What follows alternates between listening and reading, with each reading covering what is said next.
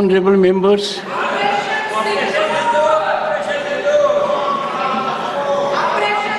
honorable members, please.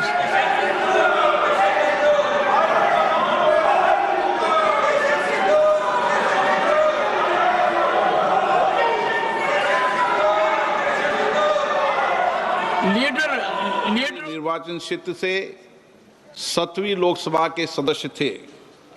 उन्होंने ऊर्जा संबंधी संसदीय स्थायी समिति के Please, I would urge the leader of the house to see that they maintain decorum. Sorry, please maintain decorum. Honorable members, oath of affirmation is a constitutional prescription under Article 99 of the Constitution and is a solemn occasion. Deviation from the chosen format has potential to vitiate the oath. I urge the honorable members to conform to the chosen format. Oath or affirmation, Secretary General. Assam Shri Birendra प्रसाद वैश्य।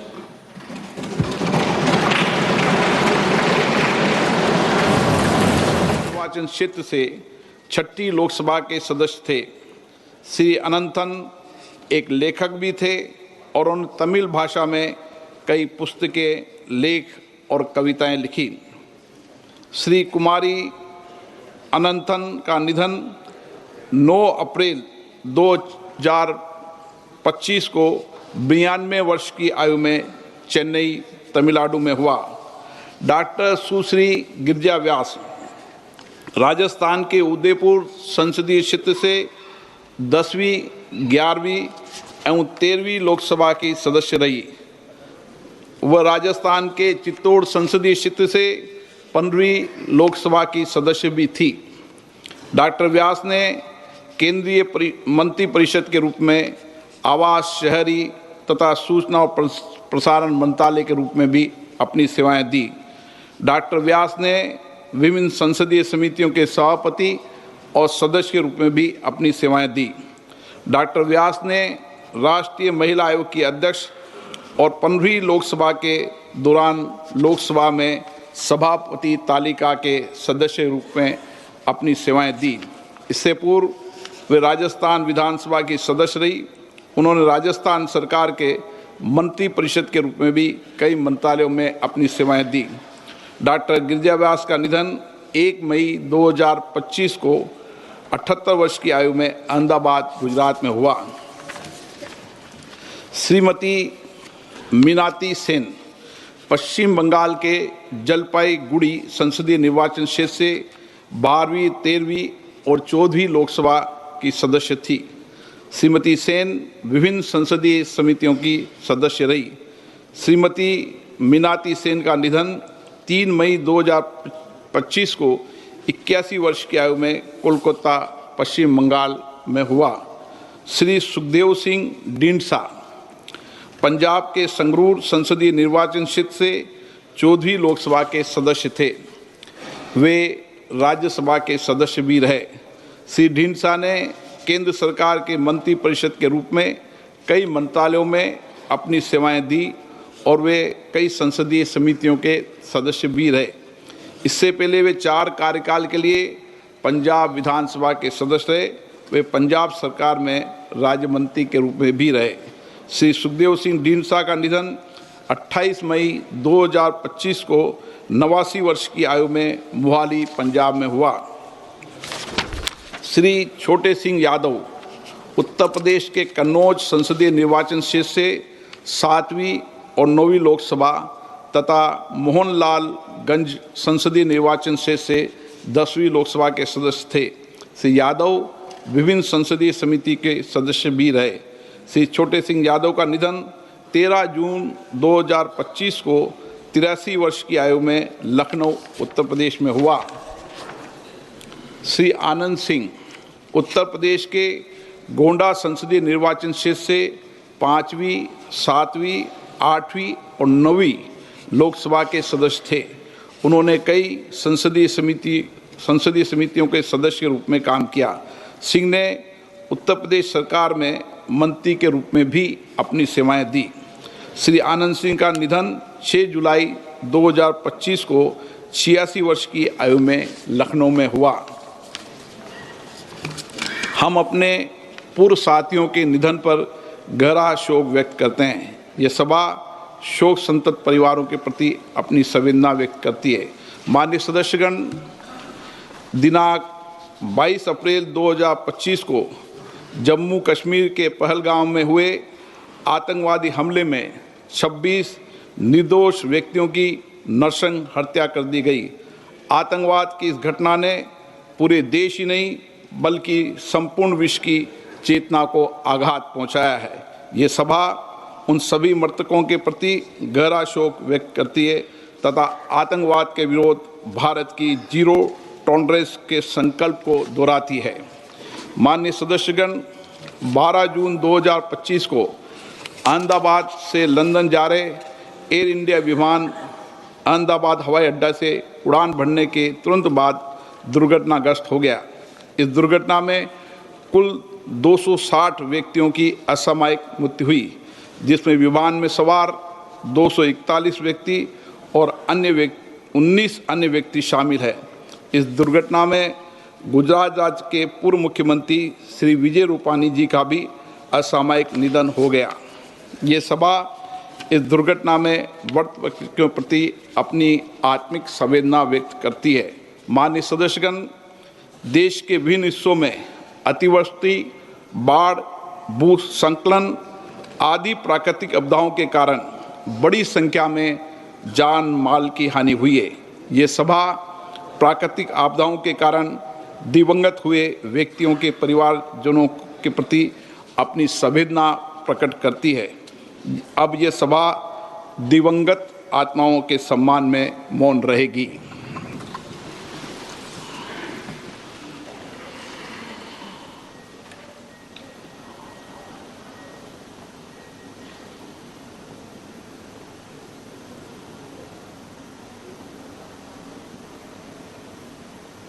ओम शांति।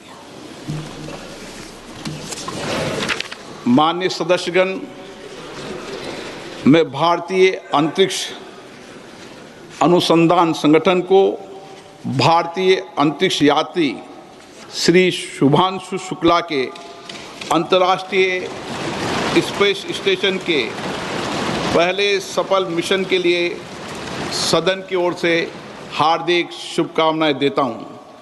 माननीय सदस्यगण, इस विषय पर माननीय सदस्यों की भावनाओं के अनुरूप इस सत्र में इस विषय पर व्यापक चर्चा भी होगी। प्रश्नकाल। प्रश्न संख्या 1 Shri Pradeep Purohit. Shri Pradeep Purohit, question number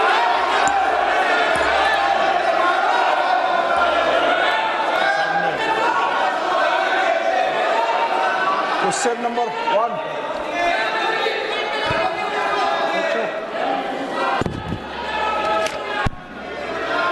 Question number 1. उत्तर सभा पटल पर रखा गया है।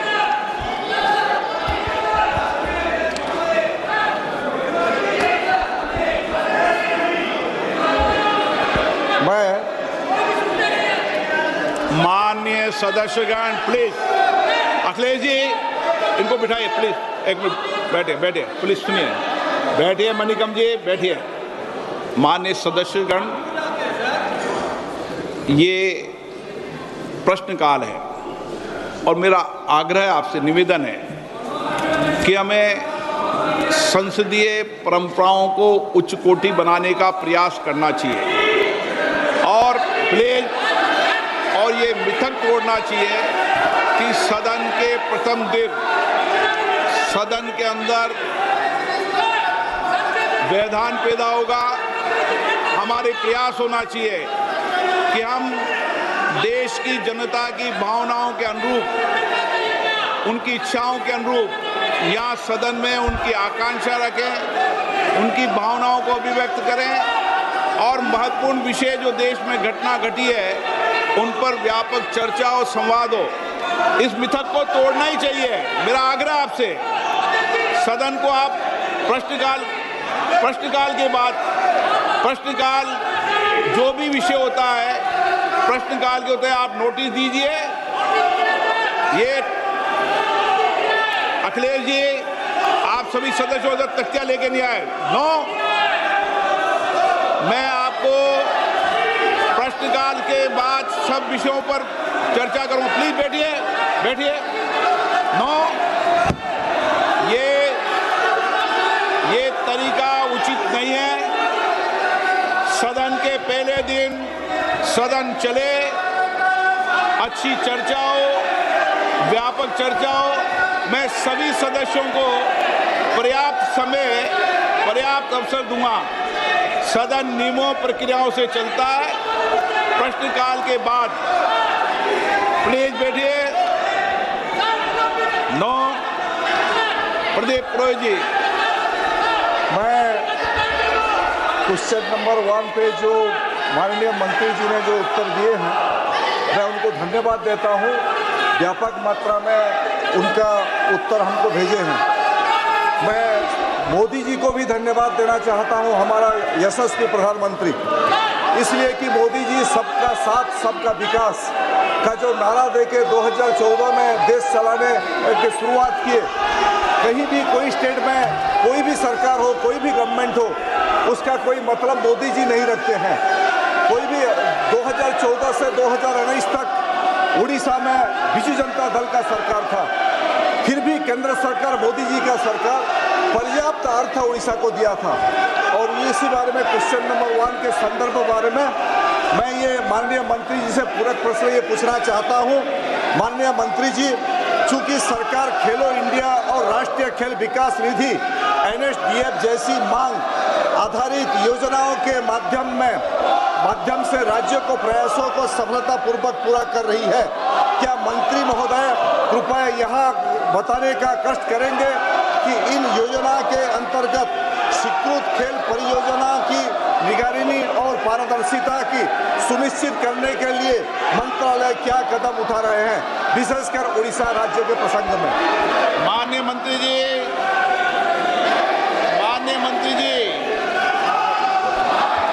अध्यक्ष महोदय, मैं आपके माध्यम से सदस्य जी को बताना चाहती हूँ कि उड़ीसा के राज्य में खेलो इंडिया के माध्यम से हमने लगभग 15 जिलों में खेलो इंडिया के सेंटर दिए हुए हैं।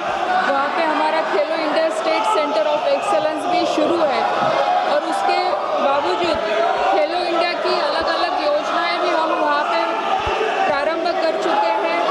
और मुझे लगता है कि खेलो इंडिया के माध्यम से जो हर डिस्ट्रिक्ट में जो सेंटर हमने दिए हैं, सेंटर के मतलब स्टेट डिस्ट्रिक्ट के अनुसार से वहाँ पे हर खेल की शुरुआत हो चुकी है और अगर कुछ अलग उनकी अपेक्षा होगी तो हम जरूर पूरी करेंगे। आप ऑपरेशन सिंदूर पर चर्चा करना चाहते हैं? जाओ बैठो, प्रश्नकाल बाद चर्चा कराएंगे। चलो बैठिए, बैठिए सदन के अंदर। हाँ, हर चीज का जवाब देगी सरकार, हर चीज का सरकार ने काम जवाब देंगे। बैठिए आप। प्रश्नकाल के अंदर किसी को बोलने की इजाजत नहीं होती है। माननीय सदस्य प्लीज बैठिए। पूरा प्रश्न 2। माननीय मंत्री जी, आज ग्रामीण क्षेत्रों में खेल प्रतिभाओं की भागीदारी तेजी से बढ़ रही है और मिनी स्टेडियम इस दिशा में बहुत सहायक सिद्ध हो रही है। क्या मंत्री जी बताना चाहेंगे कि क्या सरकार खेलो इंडिया योजना के तहत पिछड़े और आकांक्षी जिलों से प्राप्त प्रस्तावों को प्राथमिकता देकर उनके तेजी, स्वीकृति और विकास के लिए कोई विशेष पहल कर रही है? मैं माननीय सदस्य जी को बताना चाहूँगी कि जो मिनी स्टेडियम के बारे में उन्होंने यहाँ पे पूछा है वो राज्य सरकार का विषय है और जो छोटे स्टेडियम है वो राज्य सरकार के माध्यम से पूरे किए जाते हैं।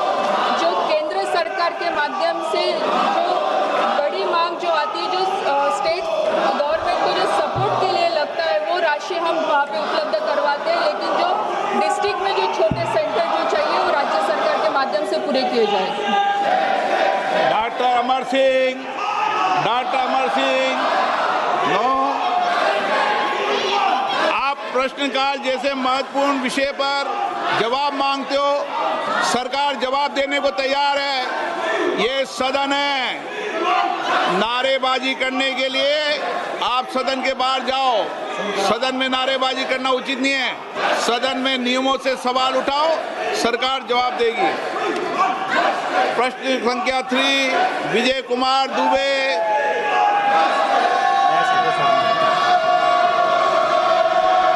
माननीय मंत्री महोदय,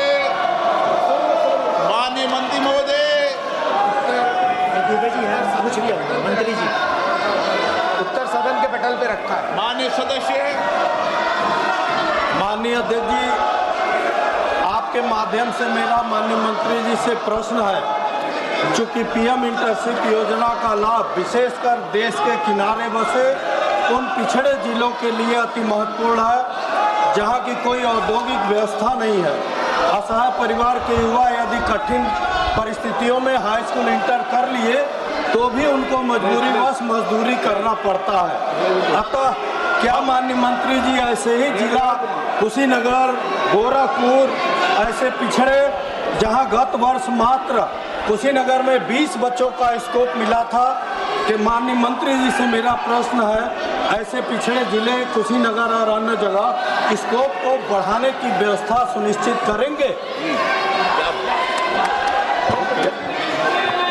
आदरणीय अध्यक्ष महोदय, प्रधानमंत्री इंटर्नशिप स्कीम आदरणीय प्रधानमंत्री नरेंद्र मोदी जी के नेतृत्व में देश के 1 करोड़ युवाओं को 5 साल में 1 करोड़ युवाओं को 5 साल के अंदर इंटर्नशिप देगी, जिसमें 10वीं 12वीं ग्रेजुएट तक के जो युवा हैं वो पार्टिसिपेट कर पाएंगे। और वो पहले जो पायलट दिया गया है वो देश के 36 राज्यों में इसका विस्तार हुआ और उसके अंदर 1,81,000 कैंडिडेट्स ने अप्लाई किया और उसके अंदर 1,34,000 एप्लीकेंट शॉर्टलिस्टेड हुए, जिसमें उनको ऑफर्स दिया 82,000 युवाओं को ऑफर दिया गया और 28,000 युवाओं ने उसको एक्सेप्ट किया है। तो इसमें हर राज्य के लगभग हर जिले के अंदर इसमें पार्टिसिपेंट्स हैं और उन्होंने इसमें भाग लिया है, उनको मौका दिया गया है। गोरखपुर में भी माननीय सदस्य का ये प्रश्नकाल है। मैं माननीय सदस्यों से फिर आग्रह करता हूं, वह अपनी अपनी सीट पर जाकर बैठे। सरकार हर मुद्दों पर जवाब देना चाहती है। सदन चलना चाहिए, सदन पर चर्चा होनी चाहिए, संवाद होना चाहिए। आप तख्तियां लेके नारेबाजी के लिए यहाँ पर नहीं आए। सदन नियमों प्रक्रियाओं से चलता है। नियम प्रक्रिया में उठाए गए हर मुद्दों के पर चर्चा होगी। आप प्रश्नकाल नहीं चलने देना चाहते, आप सदन नहीं चलना चाहते,